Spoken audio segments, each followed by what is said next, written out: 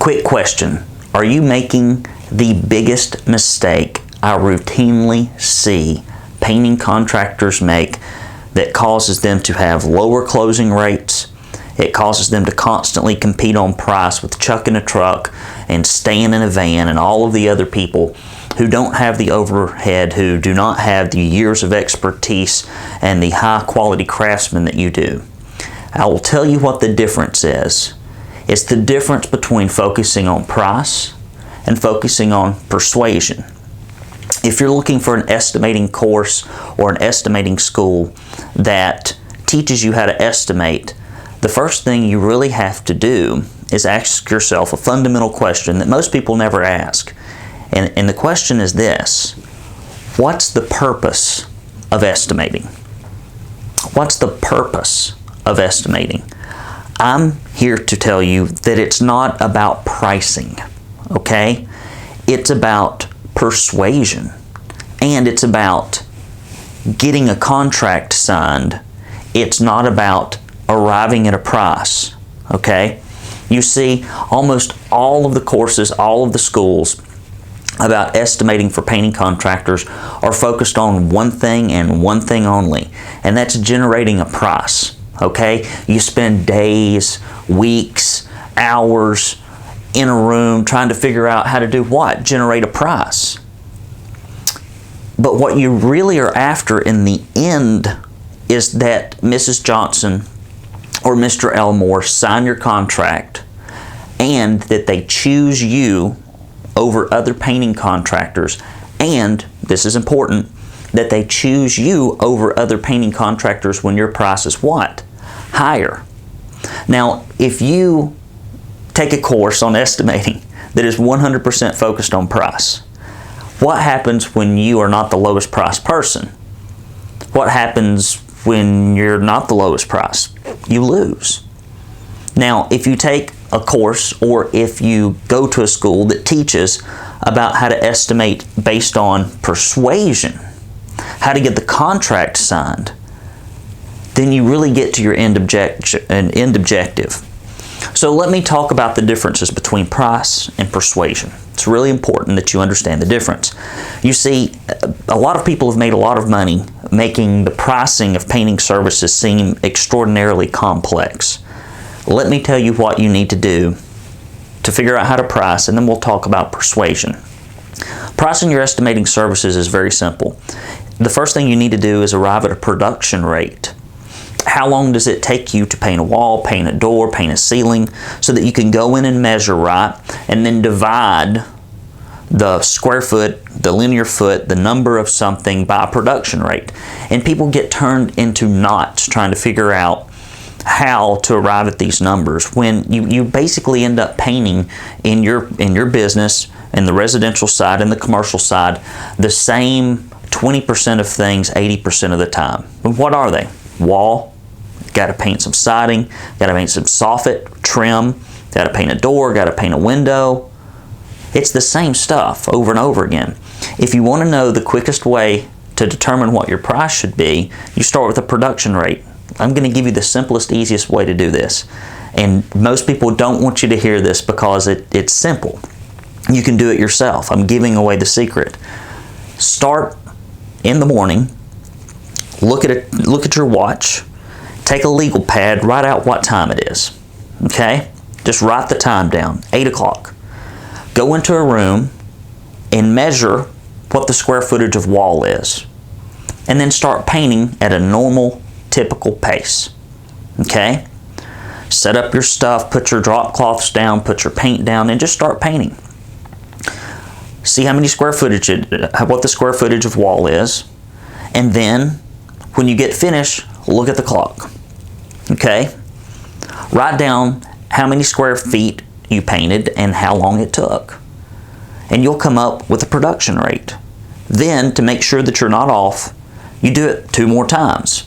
You'll get 3 different production rates, and you simply divide or average those out, divide them by 3, add them together, divide them by 3. That's your production rate. It's going to be like really good because you've done it 3 separate times. Same thing, paint a door 3 times. Time yourself. get the average. Paint a window 3 times, time yourself, get an average. Paint siding 3 times, time yourself, get an average. You know as well as I do that if you're up on a ladder, it's probably going to take you 2 times as long to paint the same amount of square footage if you're going up and down. But just time yourself. Keep a journal of how long it takes. If you're just starting out, paint your own house. Measure it.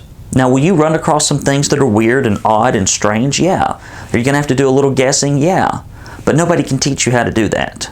Okay, you can get approximations, but everything's going to be different. But for the 80% of things you're doing all day long, all you need to do is take a journal, paint something, look at it, paint something, look at it, do it 3 times, and you've got an average.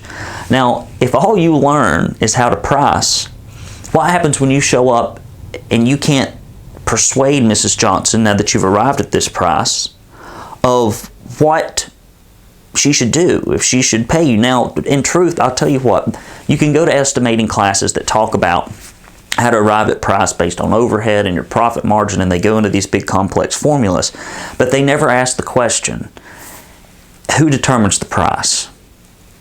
It's really not you. The customer determines the price. Because if the customer does not sign the contract and give you a check later, then nothing matters, right? The customer determines the price. The market determines the price. Your job is not to come up at some kind of random number. Your job is to get the maximum value for your painting services. The way that you'll get the maximum value for your painting services is persuasion. You have to persuade someone that you are the person to choose for the painting project, and then you have to convince them when you aren't the lowest price that they should pick you. So pricing is easy and simple. There's 1,000 people that can teach you how to price a painting project. In fact, you've got all the tools you need to do it yourself. A calculator, a pen, a watch, and some time. Right? That's all you need to learn what your pricing structure needs to look like. Then your job should not be to come to some kind of arbitrary price. Here's my overhead, here's my profit margin, and all this convoluted stuff. Your job should really be to get at your house, to call 3 painting companies up, 4 or 5 painting companies up, or have a friend do it. Have them estimate something that's very, very similar, meaning you go and do your price of what it would actually take, how many labor hours it would take. Then you have someone come out and price that exact same house, get 4 or 5 reputable companies, and then see what the market is bearing. Then you want to be right there at the top. Okay, that's how you maximize what you get, because then you determine, okay, this is what the market will bear. This is kind of what the market looks like. I want to be at the high end of the market. See, you don't start with some kind of arbitrary dollar per hour that you pay a painter, and then tack on overhead, then tack on profit margin, then tack on insurance and all this stuff, because that's arbitrary. What something is worth is what someone will pay for it, right? Not arbitrary numbers that you pick out of thin air, but what people will pay for it. So once you go, say for example, out to a house, you're going to paint the entire exterior, you come up with a price, not really a price, but how many hours it will take you and how much product you would have to buy to get it, and you come up with something, let's say it's $3,200. Okay, that's like the cost, right? Not the profits, the cost. Okay, $3,200. Then you get 4 or 5 painting contractors to come out and bid this same project. Okay, and you give them a very detailed scope so that you know the scope's exactly the same, and if somebody's scope isn't the same as what you give them, you make them rewrite it. And see, all of a sudden, the price, not the cost, but the price of those contractors is $6,500, $7,500, $8,500, and $3,500. Well, you know the high end's $8,500. So what you do is you take that $8,500, you back it down into your price, and you see that there's $5,000 in something in this price. Are they successful? Are they reputable? Maybe you take it to the top and bump it down a little bit. See, you want to figure out how to price your services based on what the market will bear, not some arbitrary fake number that you arrived at in some kind of like course or school. You want to take it to the market. Okay? Take it to the market first and then back into it. Don't arbitrarily come up with something and then try to take it out to the market and see if they'll buy it. Does that make sense to you? See, everybody else starts in the wrong place. They start with price that's randomly generated, and they leave out persuasion. So let's talk about persuasion. What you really want to do in an estimating process is what? To get a contract signed. So you have to begin asking yourself, how persuasive is my sales process? At the Academy for Professional Painting Contractors, we use what we call the PowerPaint presentation process, which uses a 3PF formula. And that 3PF formula is about pre-positioning, presenting, post-positioning, and follow-up.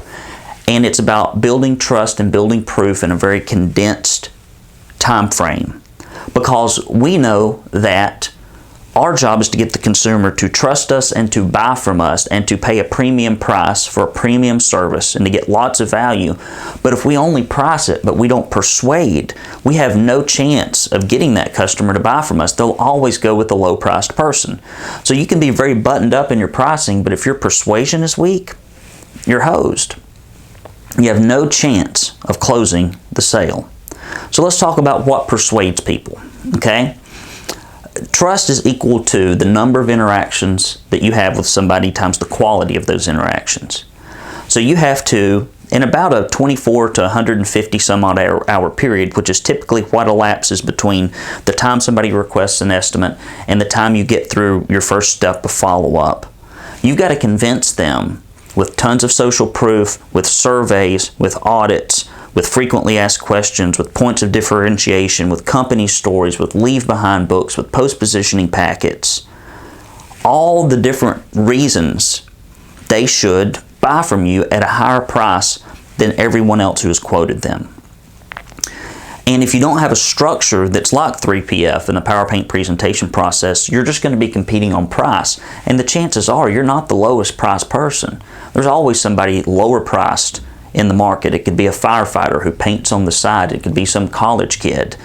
You're not a firefighter. You're not a college kid. And even if you were, and you're watching this video, wouldn't it be nice to get paid like the big guys, even though you're a small guy, because you can put more money in your pocket? So you have to ask yourself, is your estimating system built on price or persuasion?